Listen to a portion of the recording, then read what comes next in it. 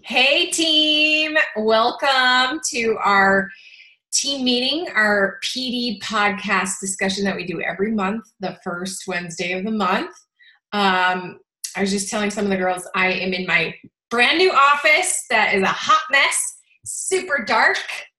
Don't have any lights. I have to buy lamps. So there's no lights in this whole rental house. We have to buy lots of lamps. There's an echo, so hopefully that doesn't bother you guys, but I'm excited to chat with you guys tonight.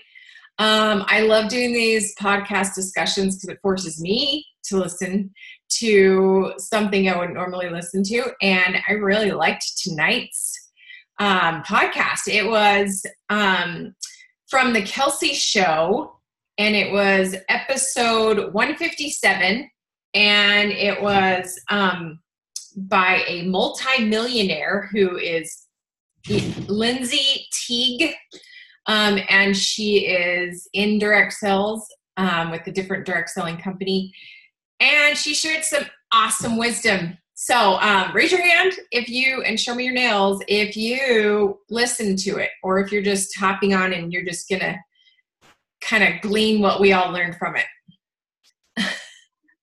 Nice, good. I just barely listened to it, and it was awesome. I took 2 pages of notes. Do you see all that? So I'm excited to discuss this, and this is a discussion, so I want it to be not just me talking, but all of you guys sharing your thoughts and little takeaways that you got from the podcast. It was really great. So I can't remember the title. I think the title of the podcast was MLM Multimillionaire Tells All. But it was so great. And I've listened to another video from her before, and it was like, I was like just absorbing it all. So good. So let's just get started, because we only have like 35 more minutes to chat. And so we can just chat about what, and I'll kind of share, if you didn't listen to it, I'll share kind of some of the takeaways I got, and everyone else can share as well. But she shared, one of the things she said, and I love this because this is kind of my approach too, is she said that they asked her, like, what do you think one of the biggest things for success is? And she said, I intentionally did the opposite of what a lot of old school MLM gurus tell you to do.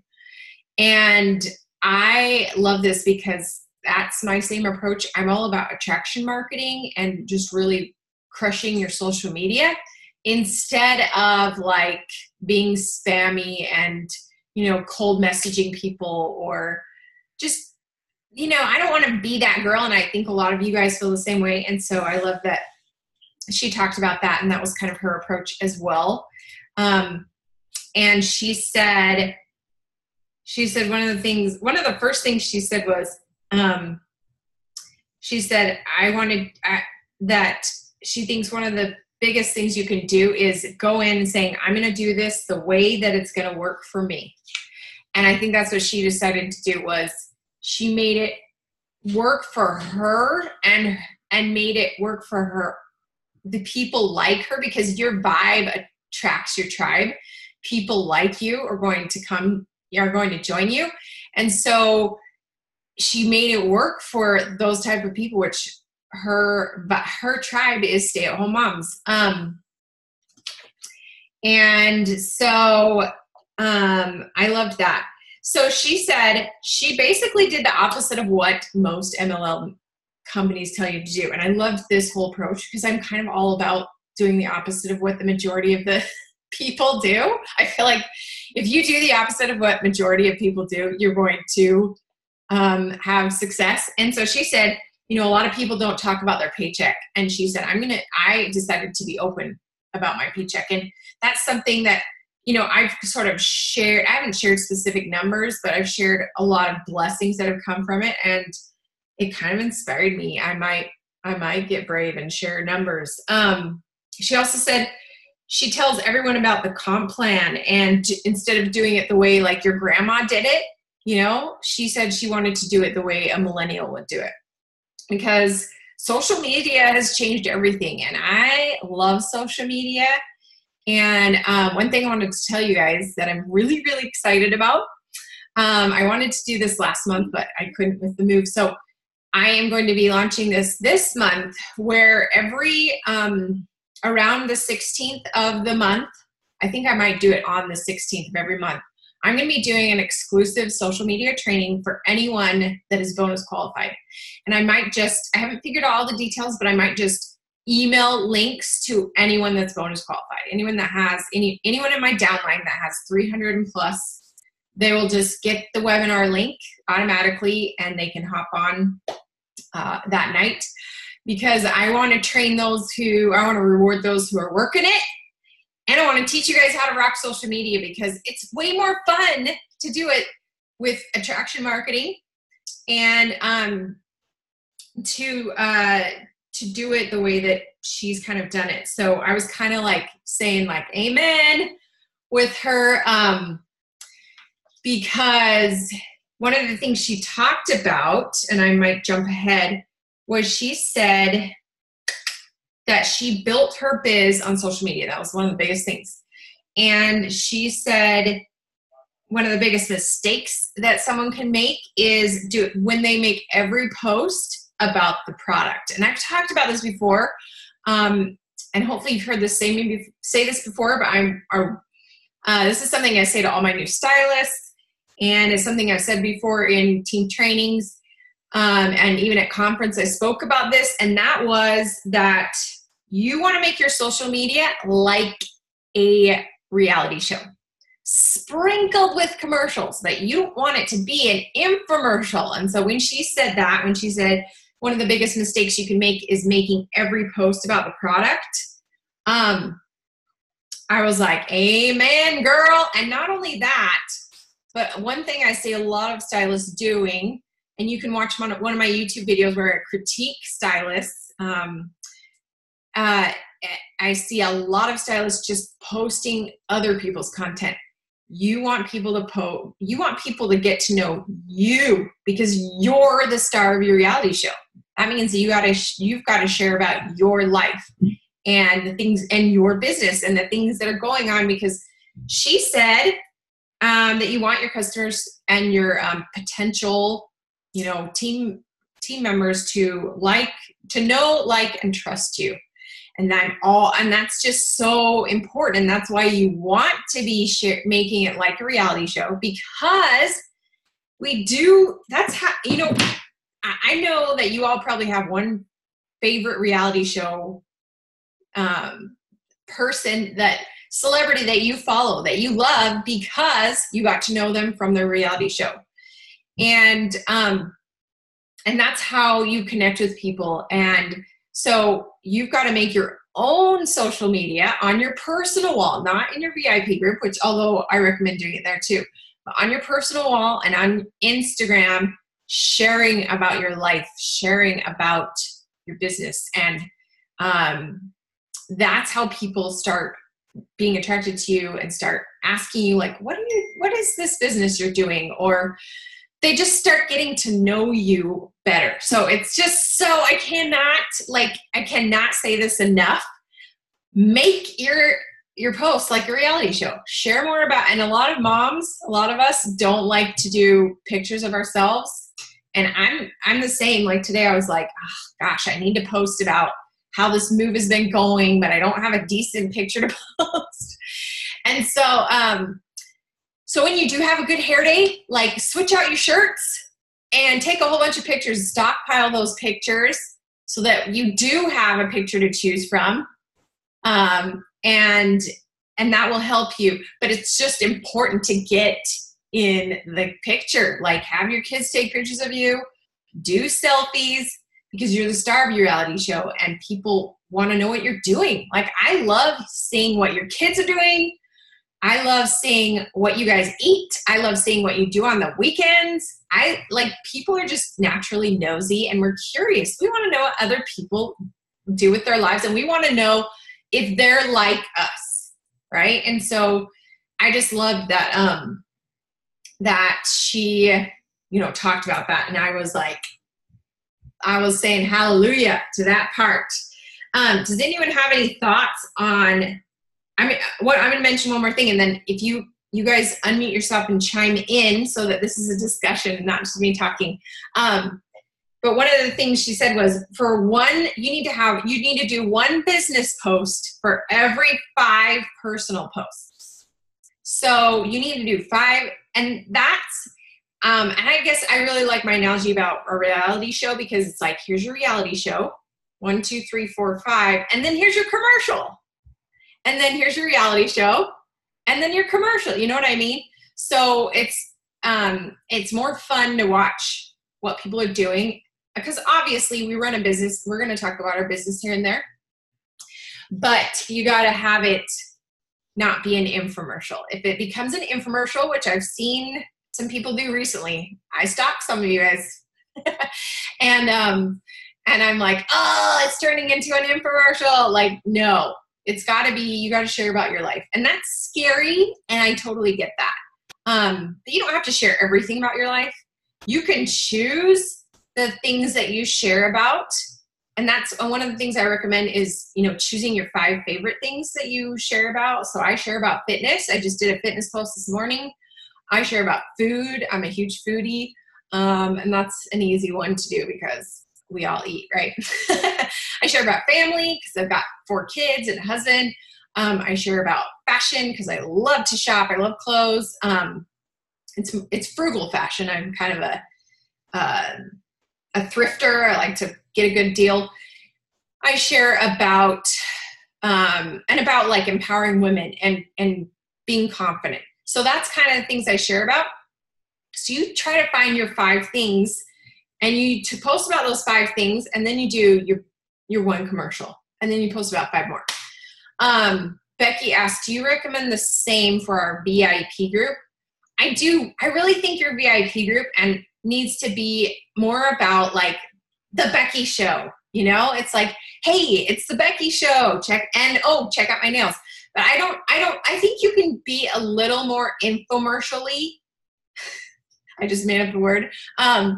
In your VIP group, and like on a nail business page, or like I have an Instagram for my nails, Fancy Pants Nails, and people follow you just because they want to see your nails, or they're in your VIP group just because they're obviously into the nails, right? So it's okay to be a little more infomercial in those places, but those people are already like I guess if you're wanting to get new customers to join your VIP group and new people to join your team, that's why you want to be posting about your personal life. And again, you don't have to share everything. It's you choose what you share, right?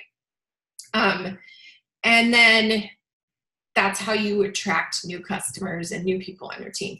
So yeah, Laura said she just watched my YouTube video about the VIP acronym, and I say in your VIP group to like share. So I made an acronym because I'm a nerd, to share maybe 1 to 3 times a day, and it can be, and use the VIP acronym, and that is volume, something that will help you get sales. So maybe it's a picture of nails. Interactive. So like today I asked for feedback on, what type of workouts people are liking. And then personal. You do want to get personal so people can connect with you, get to know you better. And I recommend going live too. I've been trying to go live more in my VIP group so that people can get to know you. Going live in general is really great for people to get to know you better, because that's even more like a reality show, right? So the more you can go live, if you guys, make it a goal to go live once a week on your personal wall and in your VIP group. And then if you do any more, you're amazing. And I bow down to you. Adriana said, I'm looking for the 30-day checklist that Lindsay came up with. It was mentioned at the end of the podcast, but I don't know where to find it. Help. Did anyone else find it? I saw that and it sounded really cool. So if you guys find it, let me know. So any thoughts regarding like that approach about social media, about doing 5 personal post and then a business post. I want to hear from you.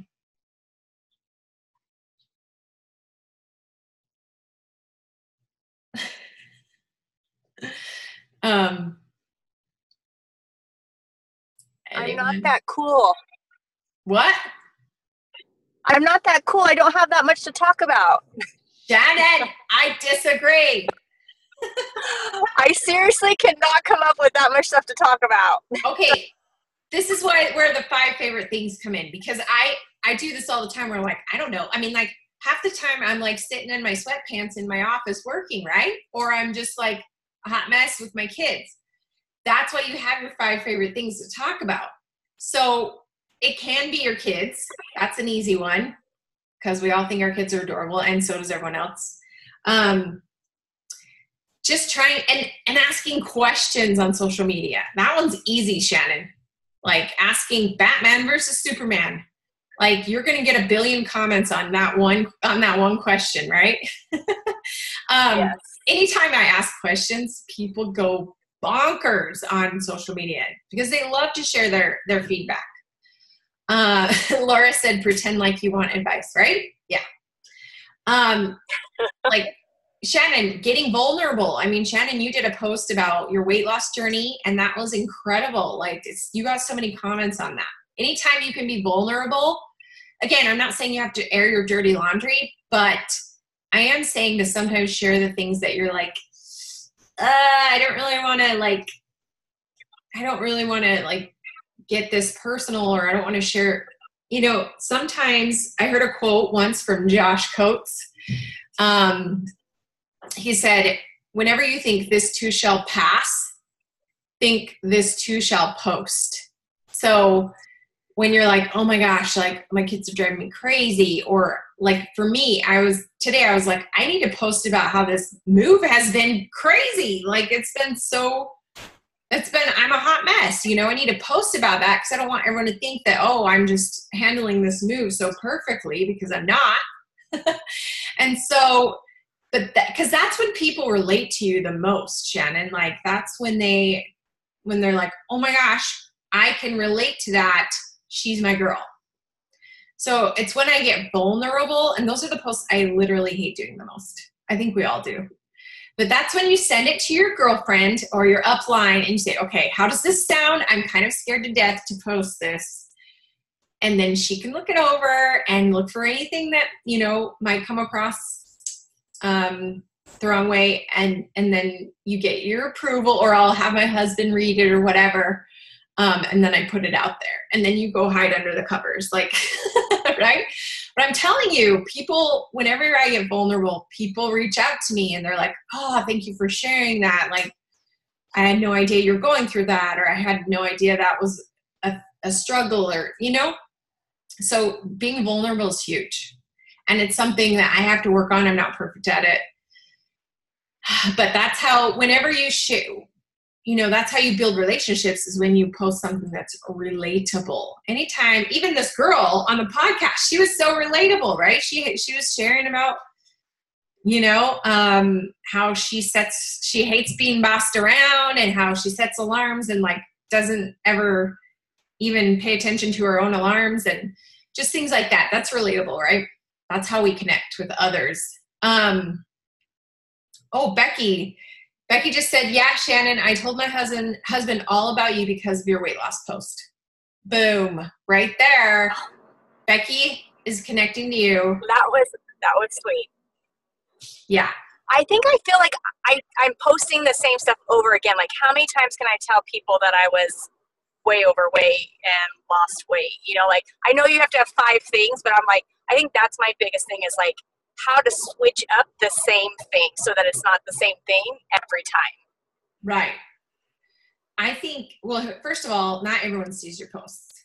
So only maybe like 10, 20% of people see your posts. In fact, I've had girls say, I'm pissed I didn't see your post about College Street sooner.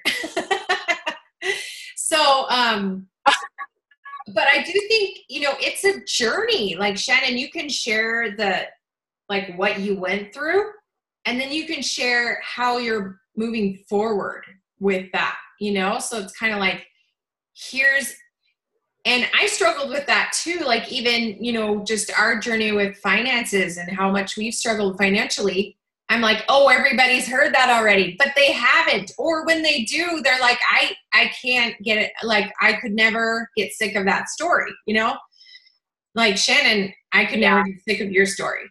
So you do have to get a little creative to like mix it up. But yeah, Becky just said, turn it into what you are doing now to keep your weight down. Things like that, Or even when, I've been posting about fitness for a long time. And sometimes it'll be like, hey, here's the success I'm having. And then it'll be like, hey, here's how sucky I am at fitness right now. Here's how I'm, how I've gained 5 pounds and what I'm going to do about it. I think as long as you add a positive spin to it, it's okay to share, And Laura just said, and if you're adding those 3 to 5 new people every day, then you have those new people there every week, and those people won't have seen anything yet. Amen. Amen, Laura. You should be adding new people to your network every day. So I love that point. I have a question about that too, Kelly. Yeah. So I've been adding 3 to 5 people. It's Shannon again. Okay. Been adding the 3 to 5 people regularly, and so I feel like my network is getting bigger. But now all of a sudden, I'm literally getting like 50 friend requests a day, and I never get friend requests, like besides every once in a while. And so I'm like, is that a good thing, or is it all spammers? Like, I don't know where these people are coming from. Some of them have mutual friends, some of them don't. I'm like, I don't know if I should approve them. I'm kind of nervous about it. I would say if they're mutual friends, you're probably fine. But I'm okay with it as long as they look like someone that would be in your target market. My goal when I started doing direct selling was I want to max out on Facebook friends, and you can have a maximum of 5,000 Facebook friends. And so that was my goal. I want to have the max. And so I added friends every day, and slowly but surely it's gotten up to there. And so, because once they max out, then they still have to start following you. They have to click the follow button. Anyway, okay. I think it's a good thing. I don't know. I think it's a good thing. Okay. As long as like they don't have like some crazy name or some crazy profile picture, like you kind of have to discern. A lot of them are paparazzi ladies, but yeah, if it's like a creepy dude, obviously you don't accept. Yeah, there's a lot of dudes that get deleted. So, okay. Yeah, you kind of have to be discerning about it, but I think it's good to like expand your network. And that's another thing. I think a lot of people get scared because they're like, well, I don't know. Like, I don't want people to think that that's weird that I'm like asking to be their friend on Facebook when they don't even know me. But as long as you have mutual friends, it's fine. And it's you don't say no for them. Like they can choose whether they accept or not. So you just put it out there and they can accept or they can't. And you just keep going and you keep adding. So that's my thoughts on that. Okay. Go for no, Laura says. That's right. All right. Anyone want to share some thoughts since I've been talking too much? What were some of your favorite takeaways from the podcast?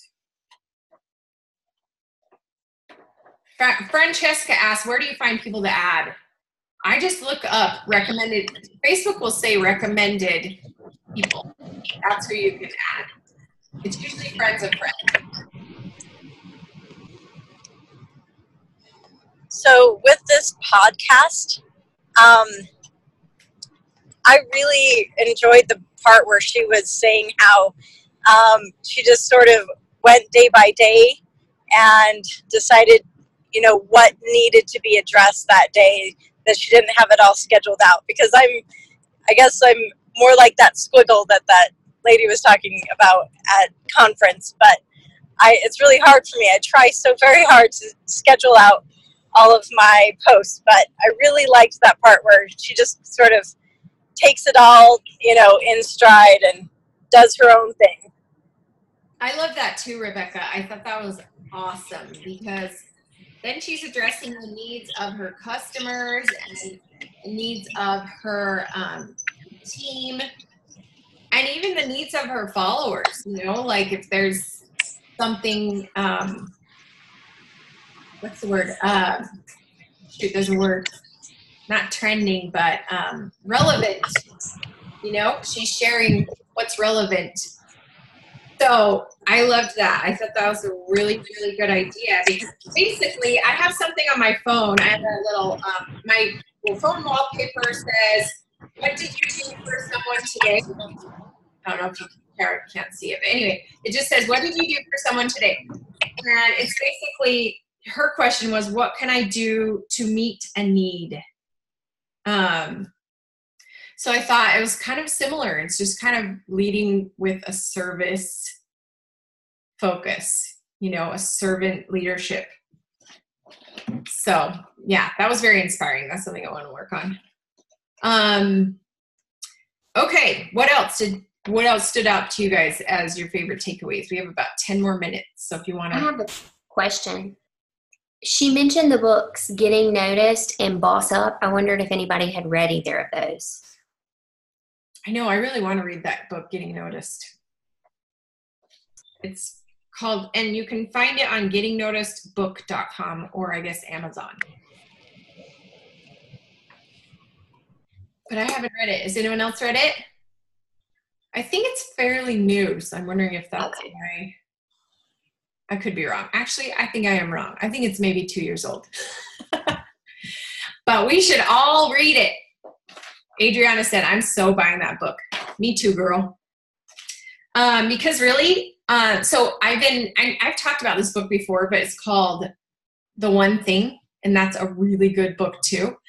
And so I decided, and it really, really helped my business, my Color Street business, because I just focused on like one thing. And then I reread it this year because it helped me so much last year. And I decided this year my focus was really going to be on social media. And I loved that was kind of one of her biggest advice was at the very end, didn't she say something? Yeah, she said, my number one advice is to be smart on social media. And I was like, holla, I'm in the right direction. Like, it's seriously all about social media. It makes it easier to sell on social media. It's you attract like-minded people that you're gonna love having on your team because they have similarities to you, and you guys have a lot in common. And so I loved that. Any other takeaways?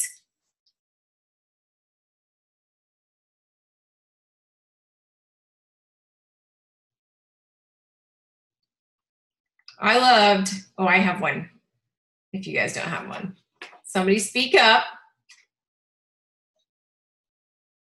Did anybody love the part where she said, my biggest mistake, or the biggest mistake you can make in direct sales is to quit too soon? Anybody love that part? Because I seriously think that, so I've been running businesses since my daughter was a baby, and now she's almost 17. And I have noticed a big pattern with almost any business I've run, because I used to do photography, and I sold t-shirts, and I had a photography, like an online photography school, and then I did direct sales with a previous company, and I have noticed a pattern, and that is that you have to be passionate about what you do, and you have to be consistent. And if you stay passionate and if you stay consistent, your business will succeed. But if you lose one of those things, you're screwed. If you're not consistent, if you're only showing up once a week, if you're only showing up, only doing like a few hours a week, then you're not really going to grow very much. And if you're not passionate, that was the big thing she talked about, was being passionate about the product. If you're not passionate enough about the product, then it's kind of hard to sell it, right? And that's, again, with almost any business. somebody said, okay, Adriana said, she can't unmute, but she loved the part where they said, be the best version of yourself and want everyone on the team to be highly successful. Amen. I loved that too. That's what I think we're all striving to do. You know, we're all striving to just be the best version of ourselves. And I've seen some of you guys grow so much. It's been really cool to see some of you guys, like, your confidence increase and see you guys put yourselves out there more and get more bold and brave and just do hard things. And I've seen some of you guys stick with it on like really crappy days and days when you were like crying and you wanted to quit. It's just been really cool to see you guys stick with it, see you guys grow. Anyway, it's very fulfilling to watch. Other thoughts, other takeaways. We have 6 minutes.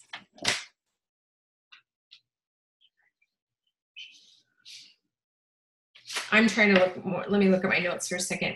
Did any of you guys, I want to know if anyone thought of our team motto, which is fail it till you nail it. When she said failure, she said most businesses fail in the first 5 years. So, because she was talking about how a lot of people quit too soon because they don't get through the grit. They don't, they walk away when they have a hard day. They just walk away permanently. And she's like, no, every business, like so many businesses fail. Like I said, I've done lots of businesses. And she said, but failure is a learning opportunity. So she said a lot of women think they're a failure if their business didn't work out.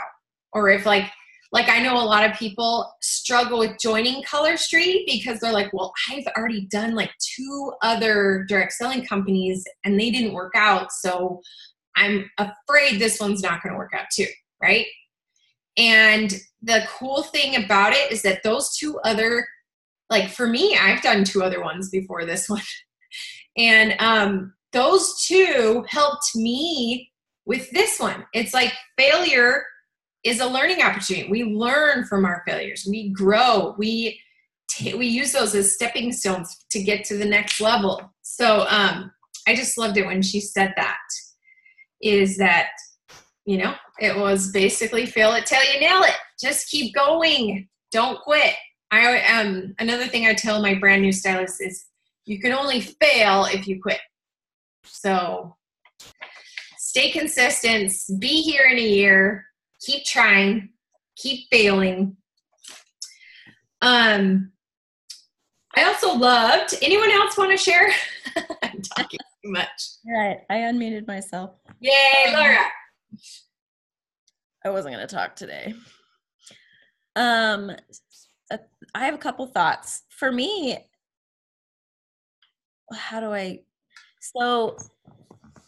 I've been exposed to, this is my first direct sales experience. So I don't have a degree. I never really went to school, and I've always thought one day I would get an education.